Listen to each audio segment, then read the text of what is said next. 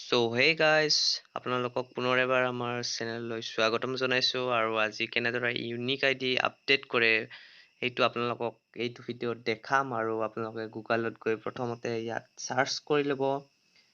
আপোনালোকে unique ID বুলি লিখিলে পাই যাব ইয়াত ইউনিক আইডি বুলি ইয়াত লিখি দিব আৰু ইয়াত চাৰ্চ কৰি দিব আপোনালোকে। আৰু দিয়াৰ লগে লগে আপোনালোকৰ প্ৰথম পেজটো এনেদৰে অপেন হৈ যাব আৰু ইয়াৰ লগে লগে এইটো প্ৰথম ইয়াতেই আপোনালোকে কৰি দিব। পেজটো অপেন হোৱাৰ লগে লগে আপোনালোকৰ এনেধৰণে আহি যাব আৰু আহি যোৱাৰ লগে লগে আপোনালোকে তলত ইয়াত তিনিটা অপশ্যন থাকিব। চ' student login unique ID and date of birth, student login unique id and password, college university login, uploading of admission data. So আপোনালোকে ইয়াত প্ৰথমতে ক্লিক কৰি দিব student login unique id and date of birth. So এনেদৰে open হ'ব এইটো page আৰু open হোৱাৰ লগে লগে ইয়াত আপোনালোকৰ ইউনিক আইডিটো ইয়াত সাবমিট কৰি দিব।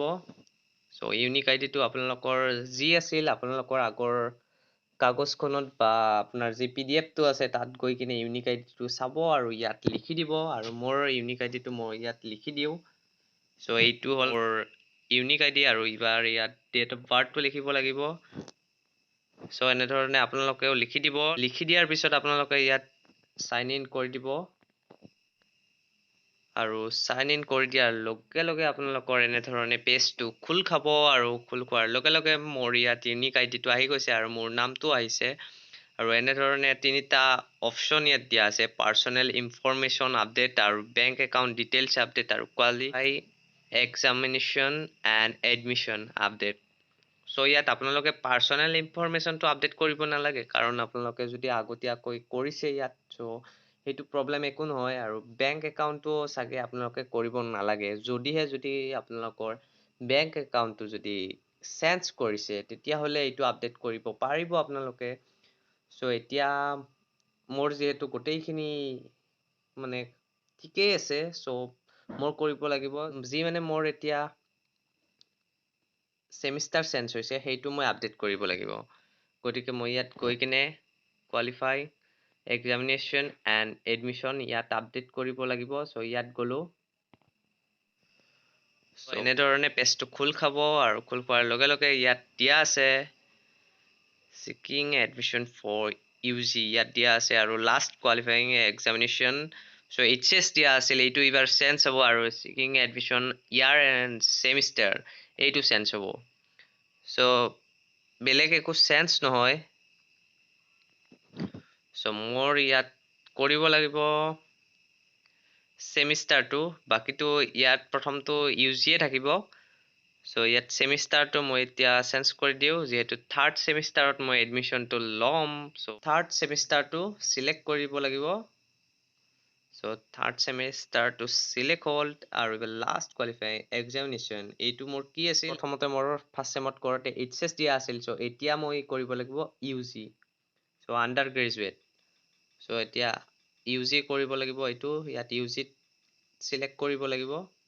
চ' ইউজি হৈ গ'ল আৰু ৰেজিষ্ট্ৰেশ্যন নাম্বাৰ, চ' ৰেজিষ্ট্ৰেশ্যন নাম্বাৰটো আপোনালোকৰ চেঞ্জ হ'ব আৰু এইটো ইয়াত ক্লিক কৰি ইয়াত মানে এইটো চেঞ্জ কৰিব লাগিব।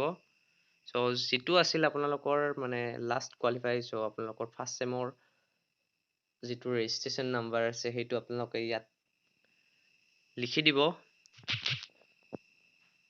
চ' ফ্ৰেণ্ডছ এতিয়া মই ইয়াত ছেভ কৰিব লাগিব।